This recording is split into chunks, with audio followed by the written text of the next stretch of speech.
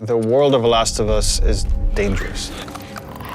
Unless you're living in a protected area, there is something lethal around every corner. Once you venture out of your home, you're in danger. And where we're taking the story and where we're taking Ellie is like each step of the way, she's putting herself in more and more danger to bring these people to justice. I would say that the world, in every sense of the word, is bigger than The Last of Us Part 1. Both in scale and the amount of physical space that exists for you to explore, for you to encounter other people. Yeah, this route has its perks.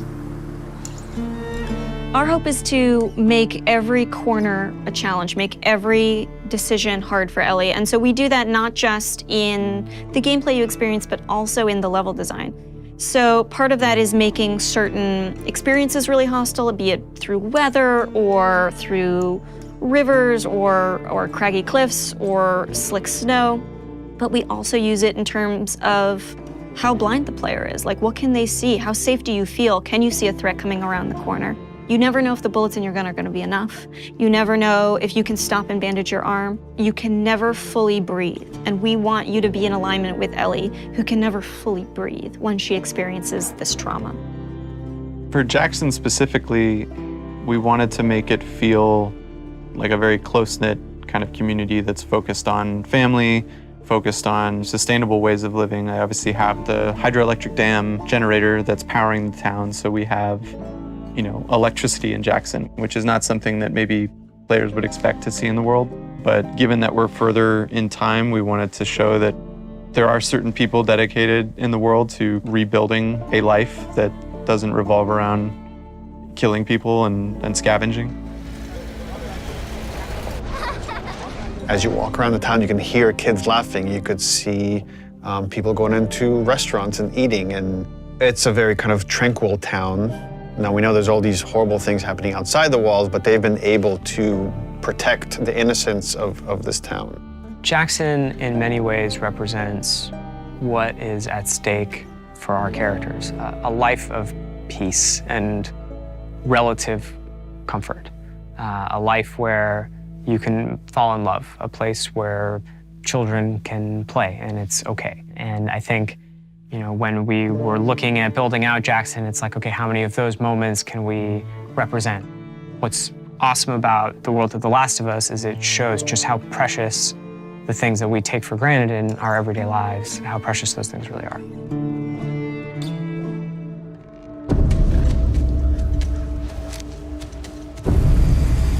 Seattle, compared to Jackson, is very different. It's more of a war zone, I would say. Part of the interesting thing with Seattle or the Pacific Northwest is that there's all this rain and all this foliage and wildlife, and it's this very lush area that if someone were to settle down, it'd be a pretty good place to settle down, just as far as the kind of fruit you can scavenge, the animals you can hunt. And then because it is so lush, because it is so teeming with resources, is why there are multiple factions trying to fight over those resources. One faction you run into in Seattle is the Washington Liberation Front. When the outbreak happened, the military took some pretty drastic actions and quarantined parts of the country. And this was their way of protecting the population that has survived this horrendous outbreak. And because of that, it led to rise of these resistance groups. And in the first game, we saw the Fireflies.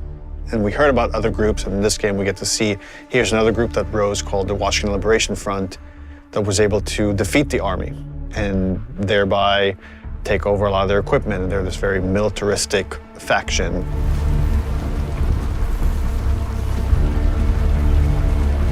And at the same time, you have the Seraphites. And they're a religious group that also came up out of the outbreak that believed that the pandemic came because of sin. They're trying to reset the world and return it to a better place than it was. In The Last of Us, almost any group that has survived this long has to be dangerous. If you're not dangerous, you're not going to survive. You're going to become someone's victim. And the two factions you run into are both very dangerous. The WLF has a lot of military equipment, that they're able to use the defense area, and they have large numbers, whereas the Seraphites are very quiet and stealthy and able to use the large amount of foliage to their advantage, and they fight more in this kind of guerrilla warfare. How you deal with them is going to be different because they have different language, different communication style. The scars will whistle to each other with this different language. And they have some of the stuff that you have. You have a bow and arrow, they can hit you with arrows and impale you, and you have to pull the arrow out. They have big sledgehammers and melee weapons. The WLF, they have trained dogs that will sniff and attack you. Dogs are a new level of threat that Ellie hasn't had to negotiate before, and hopefully they create a new complicated choice for the player. We saw in them an opportunity to challenge people's perceptions of what a combat setup can be. We wanted to find really hard choices. The dogs themselves have names. They're called out by their owners. We wanted every setup to be challenging. That smell. Looks like infected did this. How many do you think it would take to bring down a moose? Infected are still a threat in this world. We wanted to take first our basic classes that we had in the first game and say, okay, what's different about them now? So we'll have scenarios where way more runners, like we can have hordes sometimes of runners coming after you, and it might be about just escaping because the odds are just overwhelming. You know, this thing just keeps mutating. There's certain evolutions of infected that you haven't seen before, certain new classes. There's the shamblers, which kind of have these exploding acid clouds when you get near them.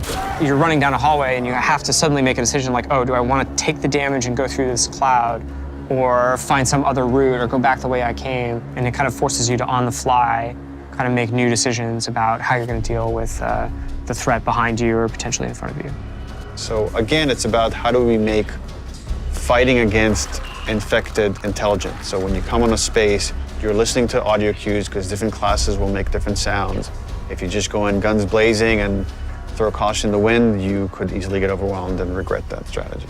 That level of uncertainty and instability is something our characters have to carry with them every day as they go out into the world to protect the people they love most. And that threat is banging on their door every day. I really hope you make it.